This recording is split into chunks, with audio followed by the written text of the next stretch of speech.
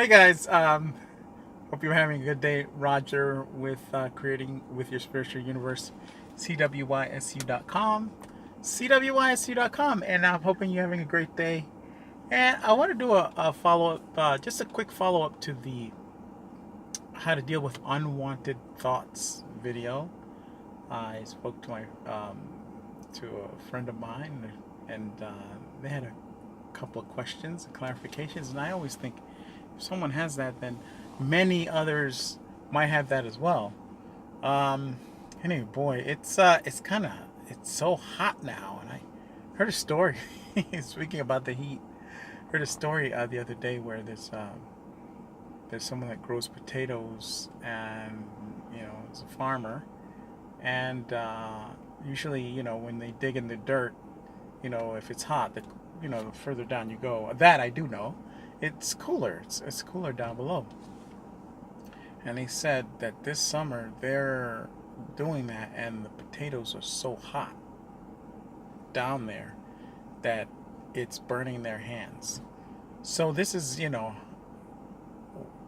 things are changing, and even in the atmosphere, the environment, the kind of energies that are coming down, and the kind of just the things that are not quite the way they used to be, and there's really no explanation. And of course, you're not going to hear anything about this on the on the news or anything like that, because plain and simply, they want to keep you distracted. That's their job. That's their job. Keep you distracted, keep you thinking about things that don't matter, roping you into the same old stuff. But yeah, so it's been really hot, uncomfortably hot. So hey, let's. I'm going to talk about the thoughts video a little bit. There was a point of confusion in whether we are thought generators or thought processors. That part, and I want to say that when I say that we're not thought generators, I'm talking about the physical being. I'm talking about the brain. I'm talking about the mental side, our minds. Now, our spirits generate thoughts. So that aspect of us does do that. So I want to make the distinction between the physical avatar, the brain and all that part being the processor, okay? And maybe that wasn't clear in the video, so I wanted to make that clear. And so to also add to that, to sort of really clear it up a little bit, we and you may have heard this, but we exist here, right? But this is only one aspect of us. This here is only one. And generally speaking, we have many, many aspects, but when it comes to what is attached to this particular aspect of who we are, we have about eight different, we exist in eight different parallel timelines, meaning there are different existences and different timelines that we are in. And we are connected to these eight different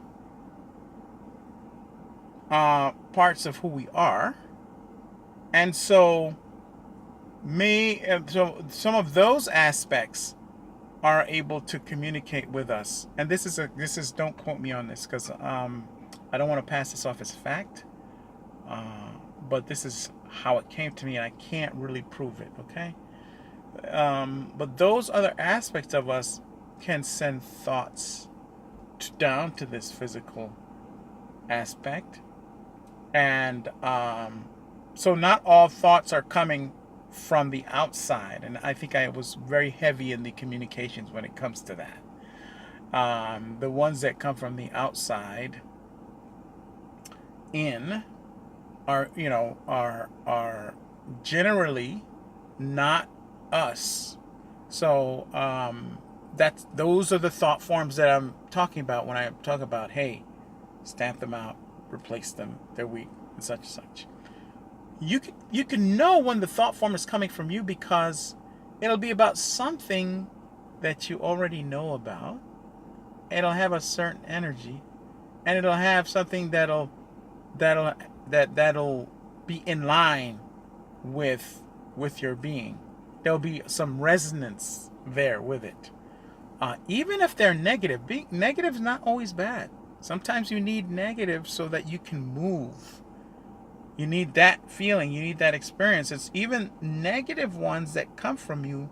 You'll know because it'll be like, well, you got to do this or else. And even that, negative is also perception. Or you get this feeling that is not comfortable. But the discomfort is not because it's coming from the outside. It's because it's due to something within you trying to get you to move. And usually that discomfort or that so-called negative feeling that we have is due to us resisting something that we're supposed to do. So that then results in feelings that may not be comfortable or pleasurable at times. So I hope that clears it up for thought form generation for you. The other thing I wanted to really cover really quickly is the part in the video where I mentioned, when you get a thought about someone or something or situation, and I say, you use the happy or the healthy, happy and whole statement or blessing or whatever you want to call it.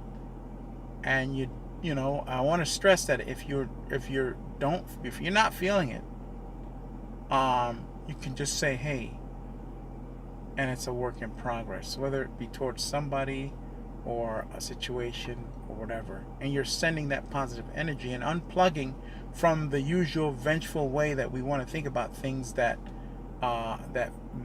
people that do us wrong or situations that put us in bad spots in our life.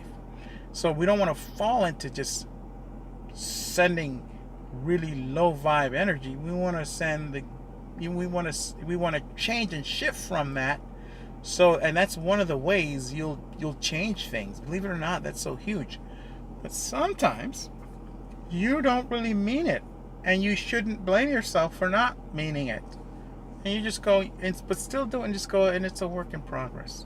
And you don't have to use that term. You could use whatever term fits your style, whatever term is, or energy is more like who you are. So you could come up with a word. You could just come up with an emotion and a feel. I like words because when you say the words, then you use the vibration of sound. You're using pretty much all the different aspects, and you're putting it out that way. You're not limiting it to just in your head. You set out an intention. Then you say the words. It just makes it stronger. So I just really wanted to clear that up. And thanks a lot. Have a great day. And until the next video, remember to defy the taboo against finding out who you are.